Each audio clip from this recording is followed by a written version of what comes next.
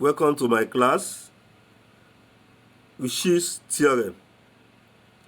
If f of z and g of z are both analytic inside an reciprocal of C, if these two are both analytic on this C, and if modulus of g of z is less than f of z, then f of z and the addition of these two have the same number of zeros inside C. So what that means is that they have the same number of zeros inside C. Now, if this and this are both analytic inside this, and if you can find out that this g of z is less than f of z in absolute value, they will say that this f of z and addition of these two have the same number of zeros inside C. So let's prove the theorem. So we start by saying let n1 and n2 be zeros of, that is, let n1 be 0 of f of z, and let n2 be 0 of this one. So respectively. So our aim is to show that n1 is equal to n2 because they said they have the same number of zeros inside C. The question is that what are we using Rouche'S theorem for? We normally use it to find the number of zero of a certain function inside C. It is very easy to find zero of a function inside a domain. Now, we have said that n is equal to, n is the 0 of this and n2 is the 0 of this by the theorem we proved earlier, which is called argument principle. We showed there that number of 0 can be written as 1 over 2 pi I f prime of z, if you can still remember, over f of z dz. Definitely our n2, if you follow the same pattern, but n2 is this, that will be f prime of z plus g prime of z over f of z plus g of z dz. So that is when we follow the same pattern. Now, if you come to this place, this thing here, and we'll come to this place, we are told that g of z is less than f of z. G is less than f. When we bring this one here, we should have g over f is less than 1. That's another condition. So in that case, I can say that let analytical function be equal to g of z over f of z. This is how we get that. We brought g to this place, so it will become division. So let phi of z be equal to this. This here, phi of z is assumed to be analytic. Now, if you make g of z the summation formula, we should have phi of z times f of z. Now let us differentiate this. When we differentiate it, g prime of z will be equal to, if we differentiate it, you are going to have phi of z f prime of z. If you use product rule, you take this, you differentiate this, plus you take this, you differentiate this. Now, you have successfully differentiated it. Let's substitute everything here. This is our g prime of z, this is our g of z. Let's substitute it in n2. Therefore, our n2 will now be equal to c f prime of z plus g prime. This is our g prime. Let's put it there. Our g prime is f of z plus f prime of z plus f of z phi prime of z, everything over f of z plus g of z, and this is our g of z here. Our g of z is phi of z, f of z, dz. From this place, we can separate these two. Let's write it like this. F prime of z is common. If you factorize, you are going to have 1 plus 5 prime of z plus this one is still our f of z and 5 prime of z. Everything, we can separate these two. Let's separate it like this. Sorry, there is a 1 over 2 pi I here too. Sorry, this one too is 1 over 2 pi I. This is 1 over 2 pi I. I can separate these two under this. This one is same thing as f of z is common. This is 1 plus 5 prime phi of z.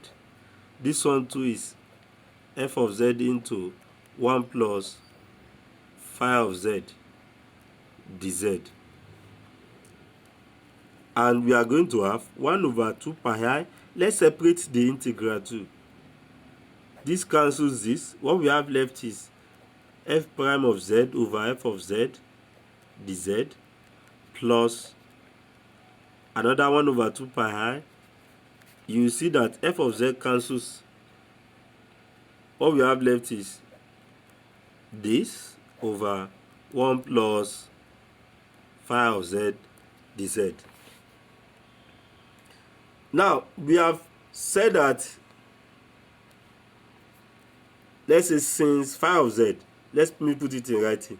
Since phi of z is analytic inside C, then this integral phi of z over 1 plus phi of z dz will also be this one will also be analytic, because it can be written as this, if we apply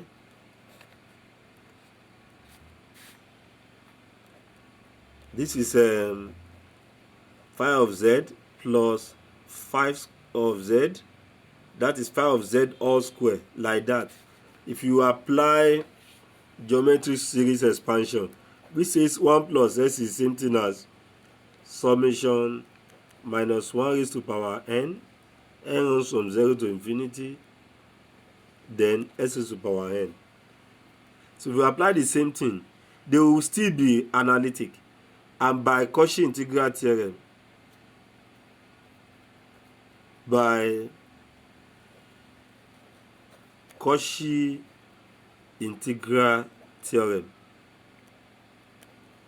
the second integral is 0. That is this one. What we are saying there is that since phi of z is analytic, then the whole of this will be analytic too. By Cauchy integral theorem, this thing will be 0. So what we are going to have left is this. So what we are going to have left now is n2 is equal to 1 over 2 pi I c f prime of z over f of z dz plus 0. But you will not see that this is our n1. The whole of this is our n1. This implies that n2 is equal to n1. So we have proved the theorem. We have shown that both of them have the same number of zeros inside C, as being said here. So that completes the proof. Let's take example. Now, example 1. Use Rouche'S theorem to find the number of zeros of this function inside this disk. If you want to do this, we need f of z and g of z. You see, if you want to pick it, the trick is that you pick your f of z from this place. You pick a number such that if you substitute z to be this, it will be less than, if you pick if you know we have 3 things here. You pick 1 out of these 3, such that if you put z to be 1, the remaining one will be less than that one you pick. So the best one is to pick 8z. Then absolute value of f of z will be equal to 8 absolute value of z. This is 8 times 1. We put z to be 1 from what we have here, which is 8 times 1. We are done with that. Then the remaining one, you take it to be your g of z. The remaining one will be this. Z raised to power 7 plus 1.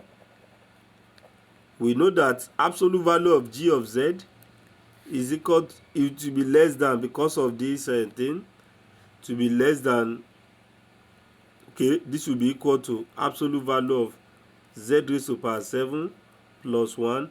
By triangular inequality, it will be less than absolute value of 7 plus absolute value of 1. Now we put z to be 1. This will be 1 raised to power 7. Absolute value of 1 is still 1. So our answer is 2. From that place, you will now see that absolute value of g of z is less than absolute value of f of z by Rouche'S theorem. So in that case, we have successfully shown that this is less than this. Now, since we have said that, we can now say that since f of z, which is 8z, has just 1 0,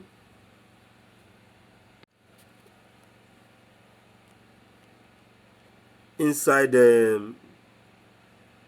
that disk, z is less than 1. Since this, 1 0 simply means that there's a power of 1 here. So therefore, let me pause it. By Rouche'S theorem, f of z and f of z plus g of z. What is our f of z plus g of z? It is this thing. If you add it together, it will give you this. Have the same number of 0, but f of z has 1 0. And this function too, by Rouche'S theorem, says it must have the same 0 with this. So in that case, we can now say that therefore, the given h of z has 1 0 inside C. Now, let's take another example. We have example 2 here.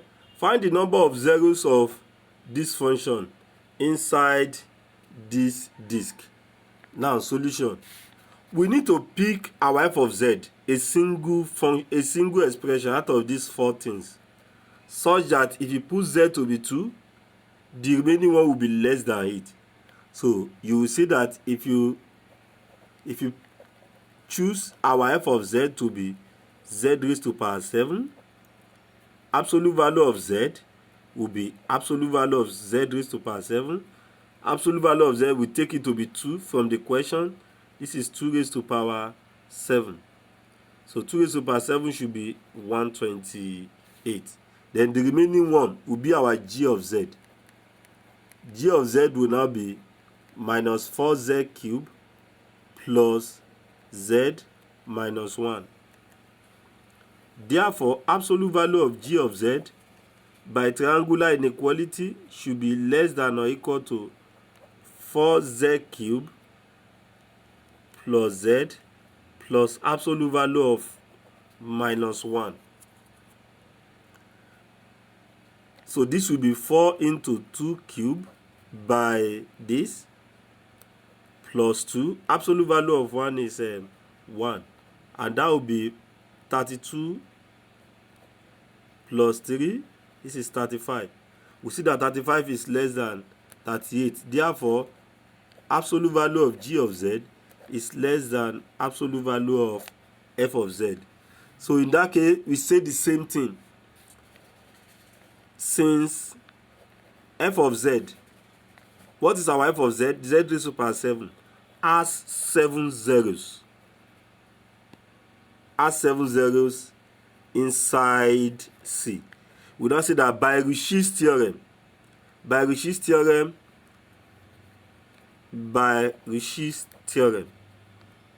f of z and f of z plus g of z have the same, I don't need to write it, have the same, just like this, have the same number of zeros inside C.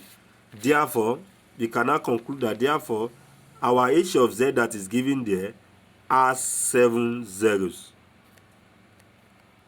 inside C. Let's consider another example.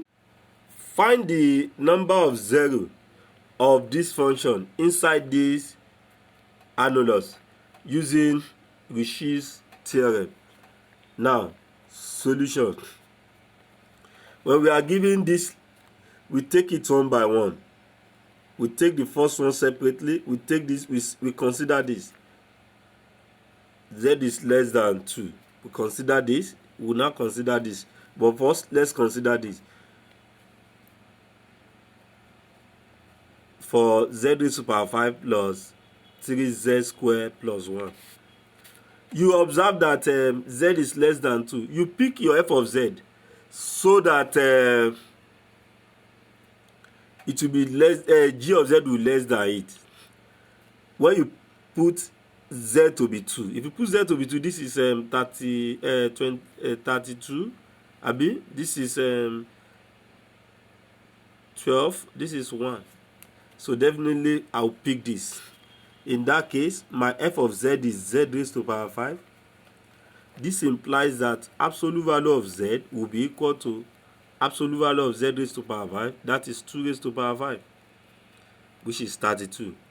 Our g of z will now be equal to,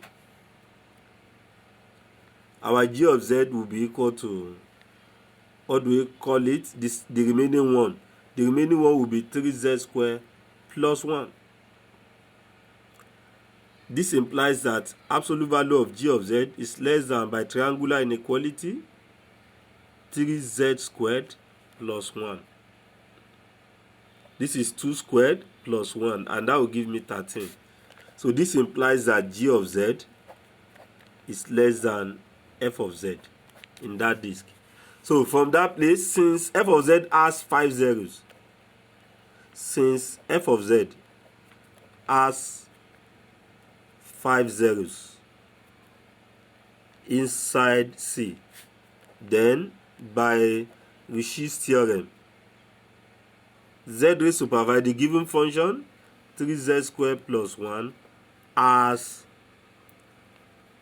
don't let me use C generally, let me use this, as 5 zeros there inside this place alone. We have considered this one. Let's consider this one. We write it like this. We use less than 1 there. So this is the function we are considering, 3z squared plus 1. So I'll pick my f of z such that if I put z to be 1, the remaining one will be less than it. So the best one is to pick this. So this is 3z squared. Now, absolute value of f of z will be equal to 3 days, which is 3 into 1, and our answer is 3. We are considering this. You observe that here we pick this for f of z is because of this disk. So from that place now, what do we have? We have our g of z to be z raised to power 5 plus 1. Absolute value of g of z 2 will be less than or equal to z raised to power 5 plus 1. This is 1 raised to power 5 plus 1 because our z is, absolute value of z is 1 here, which is 2. You will now see that absolute value of z is less than absolute value of g of z. So the same thing, what is our this thing here? Since f of z has 2 zeros in this disk, then h of z, what's our h of z? The given function. This is our h of the given function here.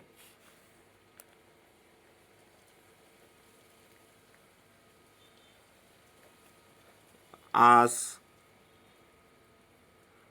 2 zeros. Now let us now come back to our question. But they said it is in this annulus. When we are giving it like this, what we just do is we subtract whatever we get, and this one we subtract the two. We subtract this one from this one. So therefore, we can now say that hence the number of zeros in the annulus is 5 minus, we have 2 here, they have 2 zeros, this one has 5 zeros, 5 minus 2, so that is 3 zeros. So you can put it in writing. That is 3 zeros. That is that about that. That is that about that. So you can take this. Let's consider h of z. You find the number of zeros there. Z minus 2 squared, z minus 1 in this disk. Let's practice it. So let's practice it. Or another one, let's take another one. So another one, let's find 2z4 minus 2z cubed plus 2z squared minus 2z plus 9 in this same disk. Let's find the number using Rouche'S theorem. So have a nice day.